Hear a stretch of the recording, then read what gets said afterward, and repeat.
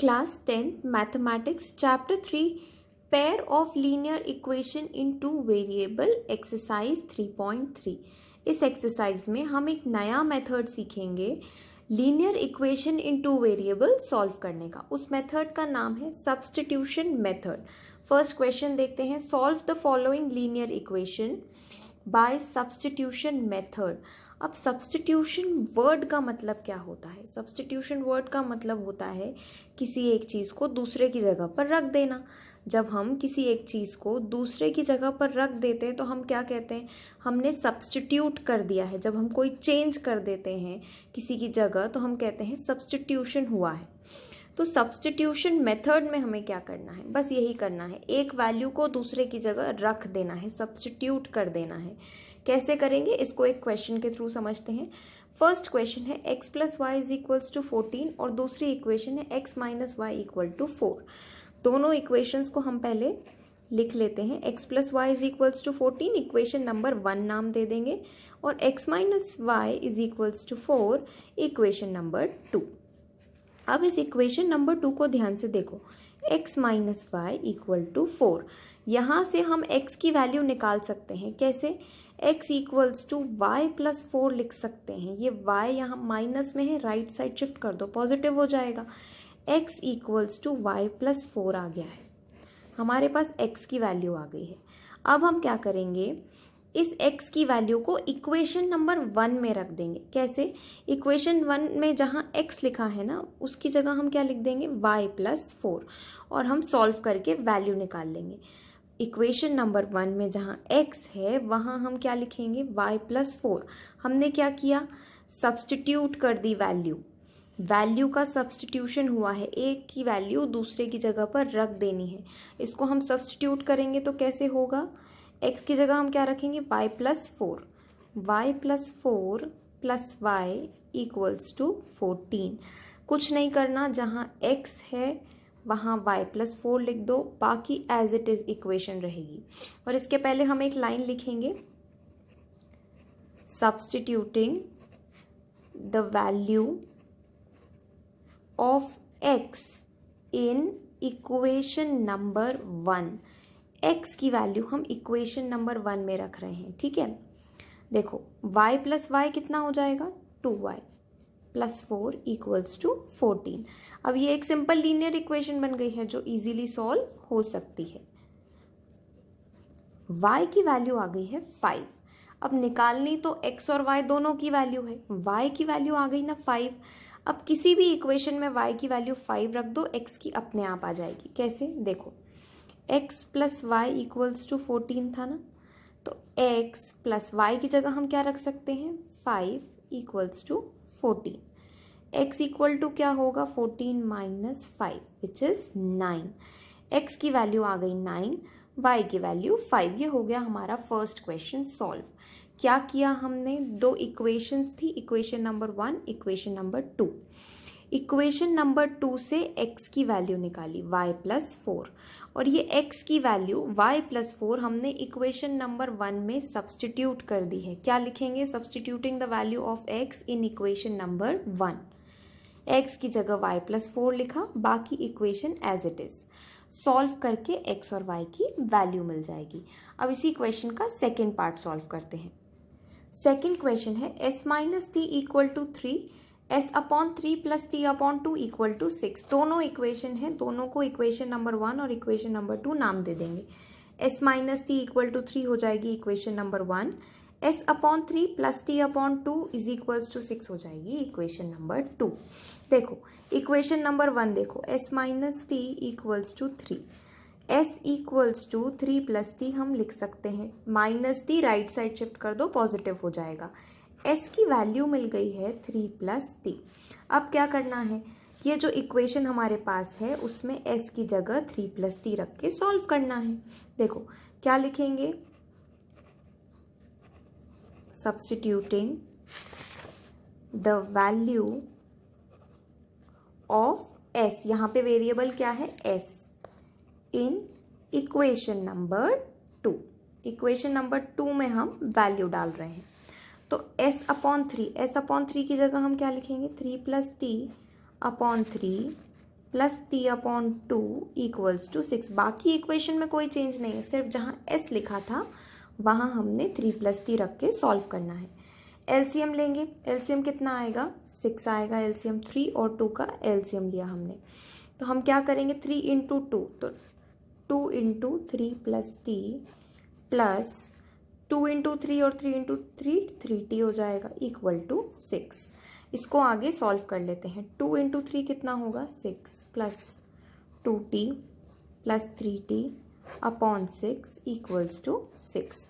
ये 6 यहाँ डिवाइड में राइट साइड शिफ्ट कर दो। 6 plus 5t equals to 36। 5t equals to 36 minus 6, 6 positive में था, राइट साइड माइनस में चला जाएगा। 5t equals to 30, t equals to 30 upon 5, 6। अब आपके पास t की वैल्यू आ गई है 6। t की वैल्यू किसी भी इक्वेशन में हम रखेंगे तो हमें s की वैल्यू मिल जाएगी। देखो कैसे सॉल्व करेंगे। s minus t equals to 3 था ना, t की वैल्यू हमारे पास क्या आई है, t की वैल्यू हमारे पास आई है 6। तो हम यहाँ इस इक्वेशन में लिखेंगे s minus 6 equals to 3, s equals to 3 plus 6, s equal to कितना हो जाएगा, 9। हमारे पास s की वैल्यू आ गई, t की वैल्यू भी आ गई। ये हो गया हमारा सेकेंड पार्ट सॉल्व। अब ऐसे ही सेम प्रोसीजर से हम थर्ड पार्ट सॉल्व करते हैं। 3x minus y equal to 3 और दूसरी इक्वेशन है 9x minus 3y equal to 9। हमने दोनों इक्वेशंस को लिख के इक्वेशन नंबर 1 और इक्वेशन नंबर 2 नाम दे दिया है। अब इस इक्वेशन नंबर 1 को देखो, 3x minus y equal to 3। हम इससे y की वैल्यू निकालेंगे। कैसे, 3x minus 3 equals to y। क्या किया, माइनस वाई को राइट साइड शिफ्ट किया, 3 को लेफ्ट साइड ले आए, डायरेक्टली हमें y की वैल्यू मिल गई है। अब क्या करेंगे, y की वैल्यू मिल गई है तो सेकेंड इक्वेशन में y की जगह जहाँ y लिखा है वहाँ हम लिखेंगे 3x माइनस 3। कैसे लिखेंगे, देखो 9x minus 3 into 3x minus 3 equal to 9। अब इस इक्वेशन को सॉल्व कर लेते हैं। 9x माइनस 3 इंटू 3x कितना होगा, 9x माइनस 3 इंटू माइनस 3 कितना होगा, प्लस 9 इक्वल टू 9। इसको सॉल्व करेंगे, हमें आंसर मिल जाएगा। जब हम इसको सॉल्व करेंगे तो 9x और माइनस 9x कैंसिल हो जाएगा, 9 इक्वल टू 9 मिलेगा। अब देखो, जब ऐसा कुछ हो जाए कि हमें 9 इक्वल टू 9 मिल रहा है, वेरिएबल नहीं है, तब x और y की इनफाइनाइट सॉल्यूशंस हो सकते हैं, मतलब जितने चाहे उतने वैल्यूज़ हो सकती हैं। तो हम एंड में एक स्टेटमेंट लिख देंगे, x and y can have infinite solutions. अगर ऐसी कोई सिचुएशन आ जाए जिसमें 9 इक्वल टू 9 है, मतलब कोई भी नंबर हो सकता है क्योंकि यहाँ कोई वेरिएबल की वैल्यू नहीं निकली है। अगर 9 इक्वल टू 9 आया है, इसका मतलब x and y can have infinite solutions. Last में जब क्वेश्चन हो जाए उसके बाद हम एक स्टेटमेंट लिखेंगे, x and y in this case can have infinite solutions. ये हो गया हमारा क्वेश्चन सॉल्व। अब फोर्थ पार्ट को सॉल्व करके देखते हैं। नेक्स्ट क्वेश्चन है 0.2x plus 0.3y equals to 1.3 और 0.4x plus 0.5y equals to 2.3। ये हो गई हमारी इक्वेशन नंबर 2। अब ये दिखने में बहुत कॉम्प्लिकेटेड इक्वेशन लग रही है, जब हम इसको सॉल्व करेंगे तो डेसिमल कैलकुलेशंस कॉम्प्लिकेटेड हो सकते हैं। हम क्या करेंगे, इन डेसिमल वैल्यूज़ को फ्रैक्शन वैल्यूज़ में चेंज करेंगे। कैसे, देखो 0.2x को हम 2x अपॉन 10 लिख सकते हैं, plus 3y upon 10 equals to 13 upon 10। Decimal point हटा के उसको फ्रैक्शन में चेंज कर लो। सेकेंड इक्वेशन को भी चेंज कर लेते हैं, 4x upon 10 plus 5y upon 10 equals to 23 upon 10। ये हो गई हमारी सेकेंड इक्वेशन। हमने क्या किया, डेसिमल वैल्यूज़ को फ्रैक्शन में चेंज कर लिया। अब देखो 2x plus 3y upon 10, 10 common ले सकते हैं, इक्वल्स टू 13 अपॉन 10। ये 10 और ये 10 कैंसिल हो सकते हैं क्योंकि अगर आप क्रॉस मल्टीप्लाई करोगे तो भी वो कैंसिल हो जाएंगे। तो आप इस इक्वेशन को 2x plus 3y equals to 13 लिख सकते हो और दूसरी इक्वेशन को 4x plus 5y equals to 23 लिख सकते हो। ये दोनों इक्वेशन अब सिंप्लीफाई हो गई हैं। अब हम क्या करेंगे, फर्स्ट इक्वेशन से वैल्यू निकालेंगे, किसकी, x की। तो x इक्वल्स टू क्या आएगा, 13 माइनस 3y अपॉन 2। x की वैल्यू हमने इस इक्वेशन से निकाली है, 3y को राइट साइड शिफ्ट किया, 2 को डिवाइड में शिफ्ट कर दिया। x की वैल्यू आ गई है 13 माइनस 3y अपॉन 2। अब सेकेंड इक्वेशन में जहाँ x लिखा है वहाँ हम 13 माइनस 3y अपॉन 2 लिख के सॉल्व कर लेंगे। वैल्यू सब्सटीट्यूट करने पे हमें मिलेगी 4 into 13 minus 3y upon 2। 4x था, x की जगह हमने लिख दिया 13 minus 3y upon 2 plus 5y equals to 23। देखो 4 into 13 52, 4 into 3y 12y plus 5y equals to 23। अब यहाँ पर हम एलसीएम लेंगे, यहाँ कुछ नहीं है, इसका मतलब 1 है। 1 इंटू 2 5y इंटू 2 कितना हो जाएगा, 10y। 52 minus 12y plus 10y upon 2 equals to 23। अब ये 2 राइट साइड शिफ्ट हो जाएगा और यहाँ क्या बचेगा, 52 माइनस 2y। 2y कैसे आया, minus 12y plus 10y minus 2y होता है।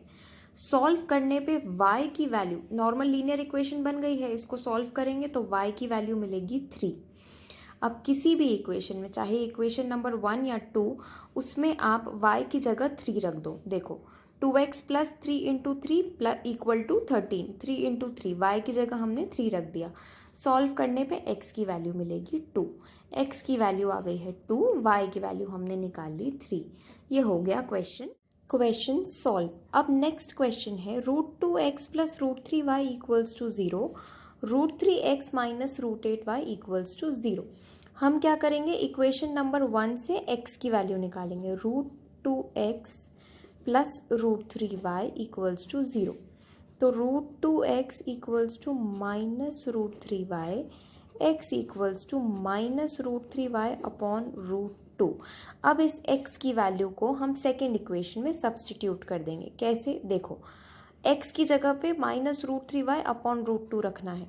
√3 into minus √3y upon √2 minus √8y equals to 0। अब इस इक्वेशन को हमें सॉल्व करना है। √3 इंटू माइनस √3y हो जाएगा माइनस 3y अपॉन √2 माइनस, ध्यान से देखो √8y को हम 2√2 भी लिख सकते हैं। कैसे, अगर हम 8 का प्राइम फैक्टराइजेशन करें तो वो कुछ ऐसा बनेगा। तो इन दोनों 2 का तो एक पेयर बाहर आ रहा है तो हम उसको 2√2 लिख सकते हैं, क्योंकि एक 2 का पेयर नहीं बन रहा, उसको हम रूट में रहने देंगे और इन दोनों 2 में से एक बाहर निकाल लेंगे। तो माइनस 2√2y।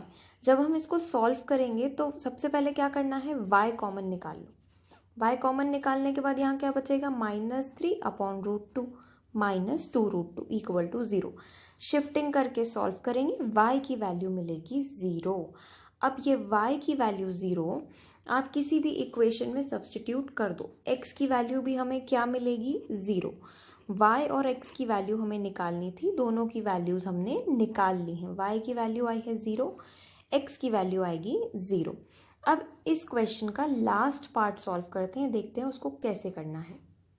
नेक्स्ट क्वेश्चन है 3x upon 2 minus 5y upon 3 equals to minus 2, और सेकेंड इक्वेशन है x upon 3 plus y upon 2 equals to 13 upon 6। अब देखो यहाँ पे एलसीएम लेके हम पहले इस इक्वेशन को सिंप्लीफाई कर लेंगे। 2 और 3 का एलसीएम कितना आएगा, 6। 2 इंटू 3 और 3 इंटू 3 9, तो 9x माइनस की साइन। 3 इंटू 2 5 इंटू 2 कितना होता है, 10y इक्वल्स टू माइनस 2। 6 को राइट साइड शिफ्ट करो मल्टीप्लाई में, 9x minus 10y equals to minus 12। ये हो गई हमारी फर्स्ट इक्वेशन। सेकेंड इक्वेशन में भी एलसीएम लेके सॉल्व कर लेंगे हम। क्या मिलेगा हमें, 2x plus 3y equal to 13। ये 6 और ये 6 कैंसिल हो सकते हैं, क्योंकि अगर आप इसको क्रॉस मल्टीप्लाई करोगे तो भी वो कैंसिल हो जाएंगे, इसलिए हम डायरेक्टली यहीं पर कैंसिल कर रहे हैं।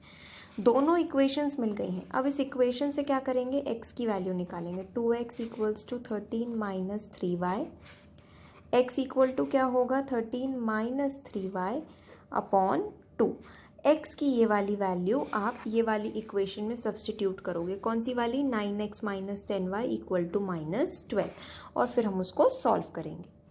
9x माइनस 10y माइनस 12 में जब हम वैल्यू सब्सटीट्यूट करेंगे तो हमें मिलेगा 9 इंटू 13 माइनस 3y अपॉन 2।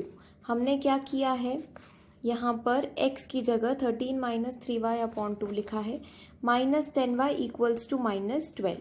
अब क्या करना है, देखो 9 इंटू 13 होता है 117, minus 9 into 3y 27y upon 2 minus 10y equals to minus 12। LCM लेके हमें उसको सॉल्व करना है। एलसीएम आएगा 2, तो ये क्या हो जाएगा 117 minus 27y minus 20y upon 2 equals to minus 12। अब ये जो 2 डिवाइड में है उसको हम मल्टीप्लाई में शिफ्ट करेंगे यहाँ पर, तो 12 2 ज़ा 24 होता है, हमने लिख दिया माइनस 24। सॉल्व करने पे y की वैल्यू मिलेगी 141 अपॉन 47 मतलब 3। y की वैल्यू आपके पास 3 आ गई है। अब क्या करना है, y की वैल्यू 3 है, उसको सब्सटीट्यूट कर देना है 2x plus 3y equal to 13 में, तो हमें x की वैल्यू मिल जाएगी। सब्सटीट्यूट करने पे हमें वैल्यू मिलेगी 2x plus 3 into 3 equals to 13। 3 3 ज़ा 9 होता है, तो 2x plus 9 equals to 13, 2x equals to 4। 9 minus में ले जाना है, 13 माइनस 9 4 होता है। x इक्वल्स टू 4 अपॉन 2 मतलब 2। आपके पास x की वैल्यू आ गई है 2 और y की वैल्यू 3। ये हो गया हमारा क्वेश्चन सॉल्व।